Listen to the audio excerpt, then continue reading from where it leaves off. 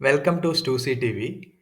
C A B എക്സാമിൽ A B M എന്ന paper വണ്ണിലെ പ്രോഫിറ്റ് ആൻഡ് ലോസ് അക്കൗണ്ട് അതിലെ ചില ഇമ്പോർട്ടൻറ്റ് ടോപ്പിക്സ് ആണ് ഇന്നത്തെ ഡിസ്കഷനിൽ നമ്മൾ കേൾക്കാൻ പോകുന്നത്. ഒരു കമ്പനിയുടെ ഫിനാൻഷ്യൽ റിപ്പോർട്ടുകൾ കാണുമ്പോൾ പലർക്കും അതൊരു വലിയ തലവേദനയാണ് അല്ലേ? എന്നാൽ അതിലൊന്നായ P&L സ്റ്റേറ്റ്മെന്റ്, അതായത് ലാഭനഷ്ടക്കണക്ക്, അത് ശരിക്കും ആ കമ്പനിയുടെ കഥ പറയുന്ന ഒരു പുസ്തകം പോലെയാണ്. അപ്പോൾ നമുക്കിന്ന് ആ കഥ എങ്ങനെ വായിക്കണമെന്ന് പഠിക്കാം. ഏതൊരു കമ്പനിയെ കണ്ടാലും നമ്മുടെ മനസ്സിൽ ആദ്യം വരുന്ന ചോദ്യമാണിത്: ഇത് സക്സസ് ആണോ അതോ പൊട്ടാൻ പോകുകയാണോ? ഈയൊരു ചോദ്യത്തിനുള്ള ഉത്തരം കണ്ടുപിടിക്കാനാണ് നമ്മളിന്ന് ശ്രമിക്കാൻ പോകുന്നത്. ആ ചോദ്യത്തിന്റെ ഉത്തരം ഒളിഞ്ഞിരിക്കുന്നത് അതിന്റെ ഫിനാൻഷ്യൽ സ്റ്റോറിയിലാണ്. ഓരോ കമ്പനിക്കും പറയാൻ അതിൻ്റേതായ ഒരു കഥയുണ്ട്. ആ കഥയുടെ ആദ്യത്തെ ചാപ്റ്ററാണ് പ്രോഫിറ്റ് ആൻഡ് ലോസ് സ്റ്റേറ്റ്മെന്റ്, അല്ലെങ്കിൽ P&L. വളരെ സിമ്പിളായി പറഞ്ഞാൽ ഈ P&L സ്റ്റേറ്റ്മെന്റ് എന്ന് പറയുന്നത് ഒരു കമ്പനിയുടെ ഒരു കൊല്ലത്തെ റിപ്പോർട്ട് കാർഡ് പോലെയാണ്. ആ വർഷം കമ്പനി എന്തു ചെയ്തു, എങ്ങനെ പെർഫോം ചെയ്തു എന്നൊക്കെ ഇതിൽ നിന്ന് വ്യക്തമായി മനസ്സിലാക്കാം. എത്ര കാശ് കിട്ടി, എത്ര ചിലവായി, അവസാനം കയ്യിലെന്തുണ്ട്, എല്ലാം ഇതിലുണ്ടാവും. ഓക്കെ, അപ്പോൾ നമുക്ക് തുടങ്ങാം. ഈ P&Lനെ വെറുമൊരു ബോറൻ കണക്ക് പുസ്തകമായി കാണരുത് കേട്ടോ. അതിന് പകരം $1 ഒരു കമ്പനിയിലേക്ക് വന്നാൽ അതിന്റെ യാത്ര എങ്ങോട്ടൊക്കെയാണെന്ന് നോക്കുന്ന ഒരു ത്രില്ലിംഗ് സ്റ്റോറിയായി ഇതിനെ കാണാം.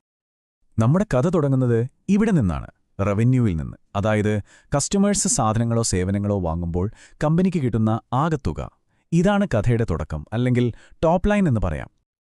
അപ്പോ കഥയിലെ ആദ്യത്തെ ട്വിസ്റ്റ്: കമ്പനിക്ക് കിട്ടിയ ഈ പണം മുഴുവനും ലാഭമാണോ? അല്ല. ആദ്യം തന്നെ വിറ്റ സാധനം ഉണ്ടാക്കാൻ നേരിട്ട് വന്ന ചെലവില്ലേ, അത് കുറയ്ക്കണം. അത് കഴിഞ്ഞ് കയ്യിൽ വരുന്നതാണ് ഗ്രോസ് പ്രോഫിറ്റ്, അല്ലെങ്കിൽ മൊത്തലാഭം.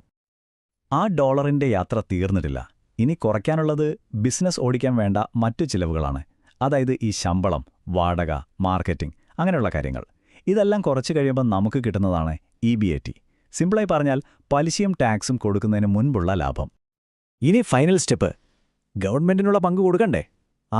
ടാക്സ്. അതും കൂടി കുറച്ചാൽ ബാക്കി എന്തുണ്ടോ അതാണ് കമ്പനിയുടെ യഥാർത്ഥ ലാഭം, നെറ്റ് പ്രോഫിറ്റ്. ഇതിനെയാണ് നമ്മൾ സാധാരണ ബോട്ടം ലൈൻ എന്ന് പറയുന്നത്. കാരണം P&L സ്റ്റേറ്റ്മെന്റിന്റെ ഏറ്റവും അടിയിലുള്ള വരി ഇതാണ്. അപ്പോൾ ആ യാത്ര ഒന്നുകൂടി ഓടിച്ചു നോക്കിയാലോ? ആദ്യം റവന്യൂ, അതിൽ നിന്ന് പ്രോഡക്റ്റിന്റെ ചെലവ് കുറച്ചു. പിന്നെ ബിസിനസ് നടത്താനുള്ള മറ്റ് ചെലവുകൾ കുറച്ചു. അവസാനം ടാക്സും കൊടുത്തു. ബാക്കി വന്നതാണ് നെറ്റ് പ്രോഫിറ്റ്. കണ്ടോ, ഇത്രയുള്ളൂ P&Lന്റെ ഒരു ഘടന. സിമ്പിളല്ലേ? ഓക്കെ, അപ്പോൾ നമുക്ക് നെറ്റ് പ്രോഫിറ്റ് കിട്ടി. ഇനി അടുത്ത ചോദ്യം: ഈ ലാഭത്തിന് എന്ത് സംഭവിക്കും? ഇതെങ്ങോട്ടാ പോകുന്നത്? ഈ പസിലിന്റെ അടുത്ത കഷ്ണം നമുക്ക് കണ്ടുപിടിക്കാം. ഇവിടെയാണ് P&Lന്റെ പാർട്ട്ണറായ ബാലൻസ് ഷീറ്റിന്റെ എൻട്രി. P&L ഒരു കൊല്ലത്തെ പെർഫോമൻസാണ് കാണിക്കുന്നത്, ഒരു സിനിമ പോലെ. പക്ഷെ ബാലൻസ് ഷീറ്റോ, അത് ആ കൊല്ലം തീരുന്ന ഒരു പ്രത്യേക ദിവസത്തെ സ്നാപ്ഷോട്ടാണ്, ഒരു ഫോട്ടോ പോലെ. അതാണ് വ്യത്യാസം. ഇതാണ് ഏറ്റവും പ്രധാനപ്പെട്ട പോയിന്റ്. P&L നമ്മൾ കണ്ട ആ ലാഭമില്ലേ, അത് നേരെ പോകുന്നത് ബാലൻസ് ഷീറ്റിലേക്കാണ്. അവിടെ റീറ്റെയിൻഡ് ഏർണിംഗ്സ് എന്നൊരു ഹെഡുണ്ട്. അതായത് കമ്പനി ഉണ്ടാക്കിയ ലാഭത്തിൽ നിന്ന് ചെലവാക്കാതെ സൂക്ഷിച്ചുവെച്ച പണം. ആ കൊല്ലത്തെ ലാഭം ഇതിലേക്ക് കൂട്ടിച്ചേർക്കും. അപ്പോ P&Lഉം ബാലൻസ് ഷീറ്റും തമ്മിലുള്ള ബന്ധം പിടികിട്ടിയില്ലേ? ഇതുവരെ നമ്മൾ P&L എന്താണെന്ന് പഠിച്ചു. ഇനി നമ്മൾ ഒരു ഡിറ്റക്റ്റീവ് കളിക്കാൻ പോവുകയാണ്. വെറും അക്കങ്ങൾ നോക്കുകയല്ല, ആ അക്കങ്ങൾക്ക് പിന്നിൽ ഒളിഞ്ഞിരിക്കുന്ന കഥകൾ കണ്ടുപിടിക്കണം. നമ്മുടെ ഡിറ്റക്റ്റീവ് അന്വേഷണത്തിലെ ആദ്യത്തെ ചോദ്യം: ഈ കമ്പനി വളരുകയാണോ അതോ തളരുകയാണോ? അതിനുള്ള ഉത്തരം കിട്ടാൻ ആദ്യം നോക്കേണ്ടത് എവിടെയാണെന്നറിയാമോ? സെയിൽസിൽ.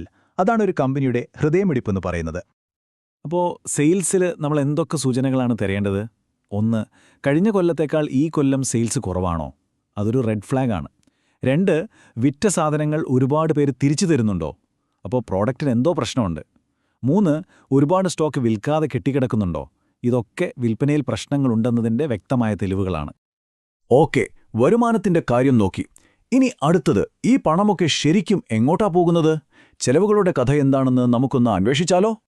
ചെലവുകൾ നോക്കുമ്പോൾ നമ്മൾ പലതും ശ്രദ്ധിക്കണം. ഉദാഹരണത്തിന്, സെയിൽസ് കൂട്ടാൻ വേണ്ടി പരസ്യത്തിന് ഒരുപാട് പണം പൊട്ടിക്കുന്നുണ്ടോ? അല്ലെങ്കിൽ കടം വാങ്ങിയതിന് വലിയ പലിശ കൊടുക്കുന്നുണ്ടോ? അതിനർത്ഥം കമ്പനി ഒരുപാട് കടത്തിലാണ്. അതുപോലെ മെയിൻ്റനൻസിന് ഭയങ്കര ചെലവാണെങ്കിൽ ഒരുപക്ഷേ മെഷീനൊക്കെ പഴഞ്ചനായി മാറ്റാറായി എന്നതിൻ്റെ സൂചനയാവാം. അപ്പോൾ നമ്മുടെ ഈ ഡിറ്റക്റ്റീവ് കഥയിലെ അവസാനത്തെ ഏറ്റവും പ്രധാനപ്പെട്ട കഥാപാത്രമാണ് ഓഡിറ്റർ. കമ്പനി പറയുന്ന ഈ കണക്കുകളൊക്കെ ശരിയാണോ എന്ന് പരിശോധിച്ച് ഉറപ്പുവരുത്തുന്ന ആളാണ് ഓഡിറ്റർ. അവരുടെ വാക്കാണ് ഫൈനൽ. ഒരു ഓഡിറ്റർ അൺക്വാളിഫൈഡ് ഒപ്പീനിയൻ തന്നാൽ അതിനർത്ഥം ഒരു ക്ലീൻ ചിറ്റ് കിട്ടിയതുപോലെയാണ്. കമ്പനിയുടെ കണക്കുകളെല്ലാം സത്യസന്ധവും കൃത്യവുമാണ്. ഏതൊരു ഇൻവെസ്റ്ററും ബാങ്കും ആഗ്രഹിക്കുന്നത് ഈ ഒരു റിപ്പോർട്ടാണ്.